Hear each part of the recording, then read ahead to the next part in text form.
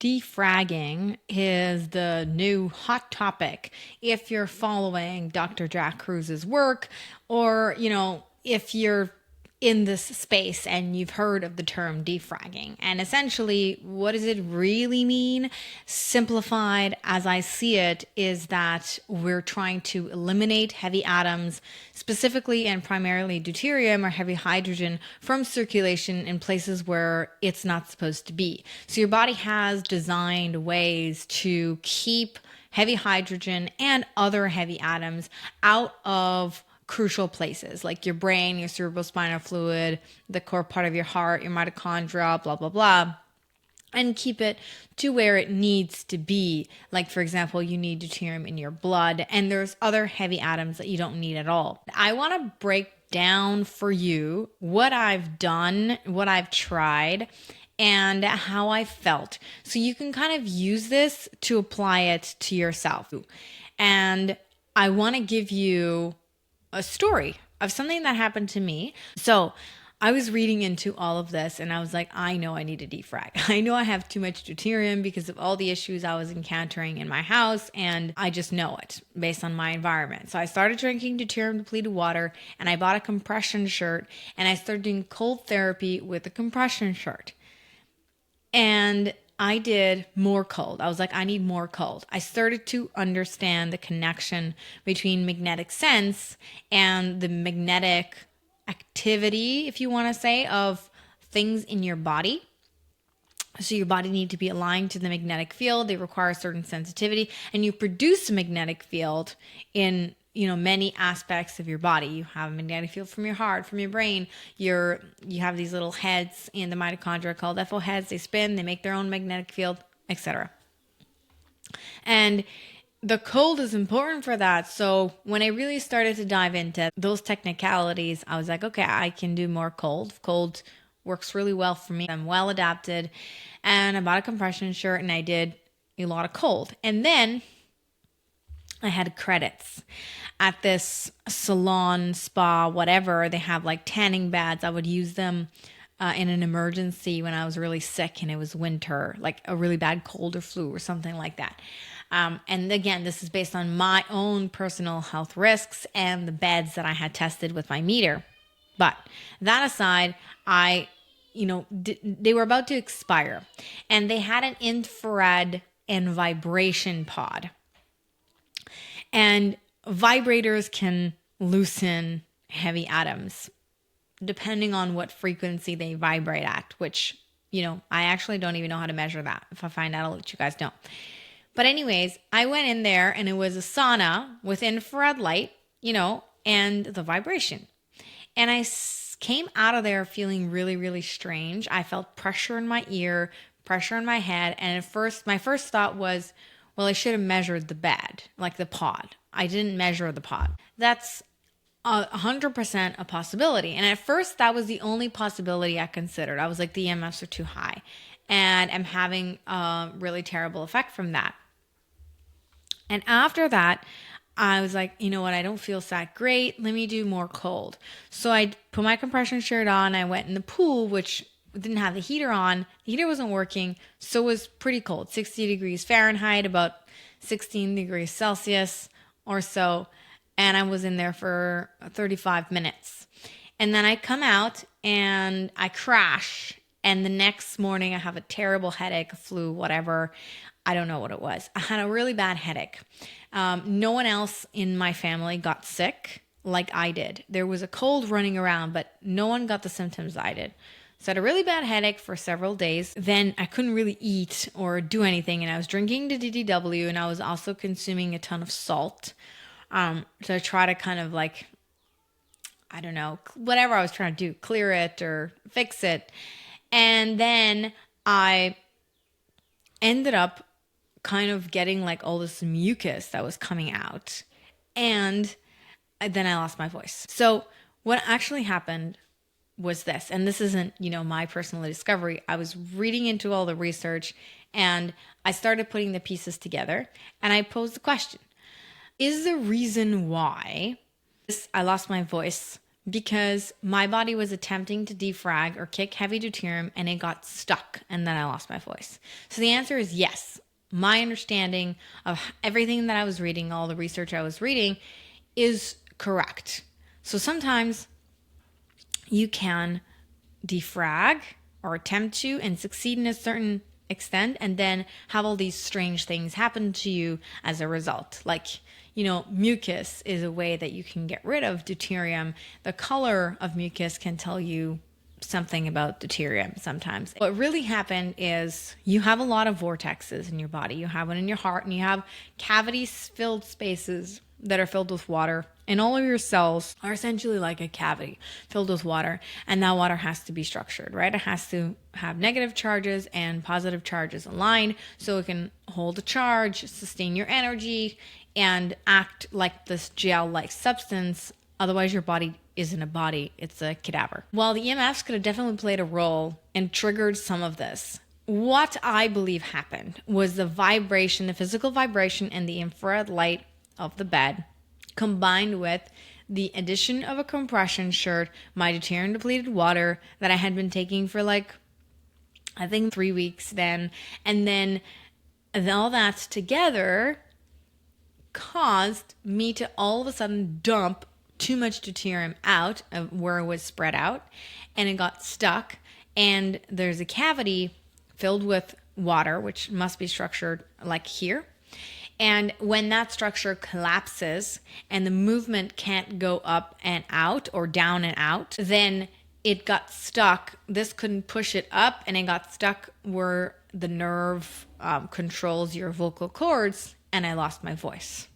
And the funny thing is that what I was doing to fix it was I stopped using the compression shirt temporarily because my body couldn't handle the dump.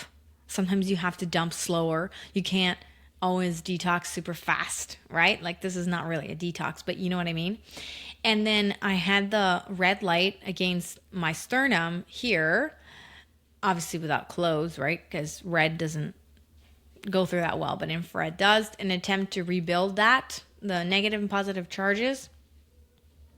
And I was doing a lot of humming. And I just got a vibration plate. And I have experimented with using trampolines like jump sport, but they're not as good as defragging, at least in my personal opinion, than the vibration plate. So with the vibration plate, after I would put it on max. So apparently it goes up to 40 hertz. And after 3 or 4 minutes of that, my voice would come back, but only for a minute. I was like, oh my God, I sound normal. And then I didn't sound normal again. And it lasted a week and a half, 2 weeks. I still sounded funny. I couldn't rebuild it. And first of all, not being regular with the red light and infrared to the chest, not getting outside enough. I was in a crunch to finish a bunch of projects and I was leaving for El Salvador. When I landed the next morning, after that whole day on the beach, it disappeared. And so did every morning I would wake up with this clog of mucus and just trying to get it out, choking or needing to, I'm feeling like it's stuck there. That all disappeared in the first about 48 hours or so of being there. But then when I came back, my voice started sounding funny again. So I've been really heavy duty using the vibration plate because I couldn't find a good tuning fork that would come fast enough. So all that to be said, what does the defragging protocol, and again, this isn't my invention or discovery, right? I'm just sharing it with y'all. What does it really encompass? It has to do with making sure everything comes out. So you can eliminate your deuterium and heavy atoms via sweating, mucus through your hair, rapid graying. All of a sudden would be a sign that you're defragging badly and then you're losing melanin really fast because of that. Going to the washroom very frequently, that's a good sign. It means it's clearing out. Not being able to go to the washroom, that's not a good sign because that means it's stuck. It's stuck on the other end, right? Over instead of this end here. And all of these vortexes that your body is creating. So you've got vortexes in your brain and vortexes in your heart, and they are essentially eliminating the heavy stuff to go on the outside. So it's about restoring that spin. more than anything else. So these are the extras. A vibration plate is a great idea. Mastic gum, if you can also get a 40 Hertz tuning fork, that's on my list. I would probably do both vibration and tuning fork, depending how bad your situation is. If you can only pick one, pick the one that's most accessible to you cost-wise or time-wise. Then there is, of course, the deuterium depleted water, and then there's going to be other tricks like carbonated water, introducing and increasing carbonated water, increasing salt intake via carbonated water, and then there's movement and cold with a compression shirt. The vibration plate I find is super, super helpful, and I tend to jump on it very frequently. For example, my jaw locks sometimes, okay? And that's, again, like a defrag problem, which it makes total sense when I put the pieces together that's why I lost my voice, because my problem's here and here. And the vibration plate, I will do it either low or max, whatever feels good. Anything to kind of like shake it loose is a good idea. Of course, you don't want one with high EMFs. At first, I would only do like multiple 2 to 3 minute segments because I actually couldn't handle anymore. And then I've increased it to the point where I'm doing 5 to 10 minute segments 2 to 3 times a day. And then the mastic gum, because my jaw locks, right? I usually don't like chewing gum, but I learned that with the jaw exercises and the vibration plate, I can actually increase the range of motion of my jaw by using the mastic gum and the vibration plate and the other things at the same time. I also want to say that movement, and not like exercise, but movement is so helpful for pushing it out and helping restore these things. Obviously, as humans, we'd have never been sitting or standing for extended periods of time. We'd have been constantly walking. So when I say movement, I'm talking like yoga, qigong, walking, hiking. Those are my favorites. And I personally saw a huge improvement in my jaw, my alignment, my sleep with doing yoga. And basically, I'm defragging myself. How much of these, gadgets, the forks, the vibration plate, all these things you need is going to depend on how bad your environment is. And of course, when I was in El Salvador, we have there a high magnetic field with the young volcanoes and all of these things. I don't need the vibration plate, right? I just needed to be outside, barefoot, grounded, and I was able to accomplish all these things without all this stuff, right? So it really depends on where you live. And I am a big believer that this should be a feel situation, that you need to get in tune with how your body feels and feel it out instead of necessarily ordering tons of labs. And I will say that doing the vibration plate and moving after every meal really helped for me. Like doing like a 15-minute walk after every single meal. Or if I couldn't do that, then jumping on the plate for 10 minutes and even doing it like on a lower setting if you're still getting used to it or whatever. But for me, the trampoline, while it was really helpful with like swollen lymph nodes in the past and stuff like that, it didn't do what this did. I found the vibration to be more effective at clearing and eliminating the heavy atoms and restoring that than the trampoline or rebounder, whatever you want to call it. And the mastic gum has actually really improved my teeth, even though I've only been using it for like 2 weeks now, 2.5 weeks. But the whiteness of my teeth, even if I don't brush my teeth that day, it will keep them really white. So to sum it up, the idea of defragging is to remove heavy atoms from circulation in place that you don't need to be. And you're restoring your body's ability to function on this bioelectrical level that it's meant to function. And there's a few key components to this. So if it's in your budget, deuterium depleted water, definitely carbonated water with lime or lemon and sea salt, and And then there is the mastic gum. You can also do pine gum. I actually have a box of pine gum that's coming that I ordered because I want to compare and test the two. I know there's more info and research on mastic gum when it comes to teeth and H. pylori. It's supposed to be insanely good for that.